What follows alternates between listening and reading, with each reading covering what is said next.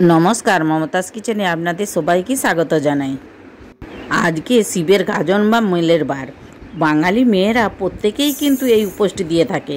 শিবের মাথায় জল দিয়ে সারাদিনই লুচি খিচুড়ি আরে খাওয়া দাওয়া করে।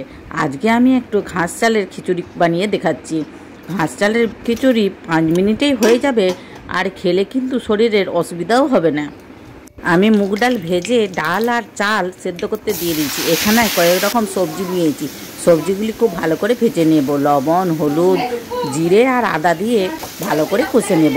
কষে যখন চাল ডাল অর্ধেক সেদ্ধ হয়ে যাবে তারপরে এই মশলা কষাটি দিয়ে ফুটিয়ে দিলেই রান্না রেডি। আর একটু ঘি দিয়ে নামিয়ে দিলেই হয়ে যাবে। এটা কিন্তু 5 মিনিটও সময় লাগে না। দেখুন চাল ডাল অর্ধেক সেদ্ধ হয়ে গেছে। এখন মশলাটি দিয়ে দিচ্ছি। লুচি খেলে অনেকেরই তো গ্যাস অম্বল হয়, আর এই যদি কদ্দু চালের খিচুড়ি করে খান তো গ্যাস অম্বলের কোনো ঝামেলাই থাকবে না। আজকে আমি খিচুড়ির সাথে বানিয়েছি আলু পোস্ত, বেগুন ভাজা আর পাঁপড় ভাজা। খিচুড়িটা দেখুন দেখতে কত সুন্দর হয়েছে, আর কম তেল মশলা দিয়ে যে খেতে এত সুন্দর হয় না করে খেলে ভাবতেই পারবেন না। আজকের রেসিপিটি ভালো লাগলে একটা লাইক করার অনুরোধ রইল, আর প্লিজ সাবস্ক্রাইব করবেন আর বন্ধুবান্ধবদের সাথে শেয়ারও করবেন। ফেসবুক থেকে দেখলে ফলো করবেন।